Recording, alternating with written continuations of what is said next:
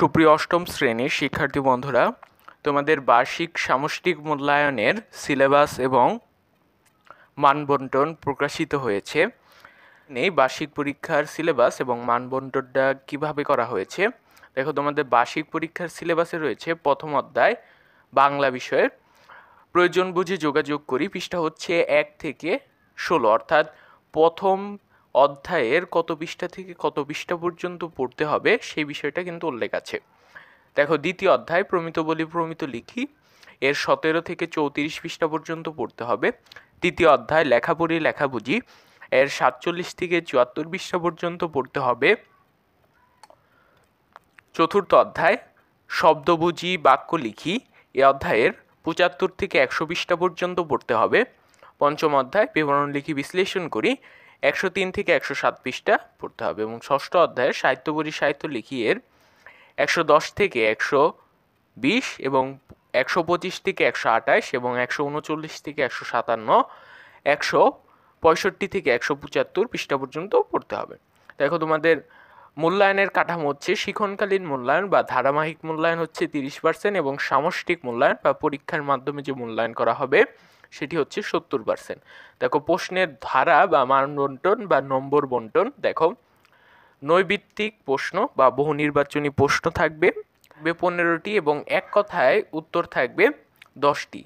তাহলে প্রশ্নের সংখ্যা হয় 25টি, তাহলে মোট নম্বর হয় 25। প্রত্যেকটির মান 1 করে। সংক্ষিপ্ত প্রশ্ন থাকবে 2 নাম্বারের 10টি, 20 নাম্বার। তারপর রচনামূলক প্রশ্ন দৃশ্যপটবিহীন 5টি থেকে 3টির উত্তর দিতে হবে।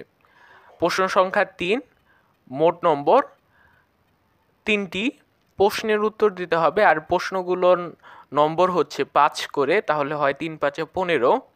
এরপর রচনামূলক প্রশ্ন দৃশ্যপট নির্ভর 60টি থেকে 5টি উত্তর দিতে হবে। এখানে 5টি প্রশ্নের উত্তর দিতে হবে এবং প্রতিটি প্রশ্নের মান হচ্ছে 8 করে, 5 8 40, তাহলে মোট নম্বর হয় 100 এবং তোমাদের পরীক্ষার সময়কাল হবে 3 ঘন্টা। দেখো, শিক্ষণকালীন মূল্যায়নে কিভাবে তোমাদের মূল্যায়ন করা হবে। অ্যাসাইনমেন্ট এবং ব্যবহারিক কাজ, বইয়ে যে সকল ব্যবহারিক কাজ দেওয়া আছে সেগুলো 10 নম্বর দিবেন শিক্ষক তোমাদেরকে। অনুসন্ধানমূলক কাজ, প্রকল্প প্রতিবেদন উপস্থাপন, এটাই 10 নাম্বার। শ্রেণীর কাজ যেমন পাঠ্যপুস্তকে সন্নিবেশিত একক ও দলগত কাজ, ছক পূরণ, বক্স পূরণ এবং ফ্লোচার্ট অঙ্কন, একটি করে নমুনা সহ, এগুলো যদি তুমি করে থাকো তাহলে তুমি 10 নাম্বার পাবে, তাহলে হয় 30 নাম্বার। আমরা তোমাদের এই সিলেবাসের আলোকে সাজেশন ভিডিও তৈরি করব। সেজন্য যারা আমাদের চ্যানেলটিকে এখনও সাবস্ক্রাইব করনি, তোমাদের পাঠ্য বইয়ের সমাধান এবং বার্ষিক পরীক্ষার সাজেশন পেতে আমাদের চ্যানেলটিকে অবশ্যই সাবস্ক্রাইব করে রাখো। দেখো, এখন একটি নমুনা প্রশ্নপত্র দেওয়া হয়েছে। দেখো, প্রথমেই বলা হয়েছিল যে নৈবিত্তিক বা বহু নির্বাচনী প্রশ্ন দিতে হবে।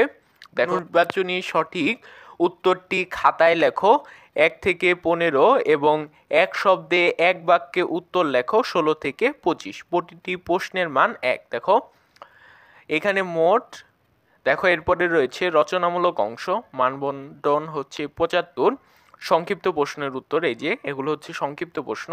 তারপরে হচ্ছে দৃশ্যপটবিহীন রচনামূলক প্রশ্ন। দেখো, এই যেগুলো হচ্ছে দৃশ্যপটবিহীন রচনামূলক প্রশ্ন। আবার রচনামূলক প্রশ্ন হচ্ছে দৃশ্যপট নির্ভর, এই যেগুলো। আশা করি তোমরা বুঝতে পেরেছো কিভাবে তোমাদের পরীক্ষায় প্রশ্ন আসবে। দেখো, এখানে কি বলা হয়েছে, উত্তরপত্র মূল্যায়নে বিবেচ্য বিষয়সমূহ। শিক্ষার্থীর উত্তর নমুনা উত্তর হুবহু চাওয়া প্রত্যাশিত নয়। শিক্ষার্থীর উত্তর এ নমুনা উত্তরের চেয়ে ভালো, সমমানের বা খারাপ হতে পারে। প্রদত্ত নমুনা উত্তরের কোনো বিকল্প সঠিক উত্তরও থাকতে পারে। উত্তরপত্র মূল্যায়নকারীকে পরীক্ষার্থীর সঠিক পরিকল্পনা উত্তর বিবেচনায় এনে নম্বর প্রদান করতে হবে। তোমরা এই বিষয়গুলো পড়ে নিও, যেহেতু আমাদের সময় খুবই অল্প। দেখো, এখানে আবার নৈবিত্তিক প্রশ্নগুলোর উত্তরও দেওয়া আছে, সংক্ষিপ্ত প্রশ্নের উত্তরগুলোও দেওয়া আছে।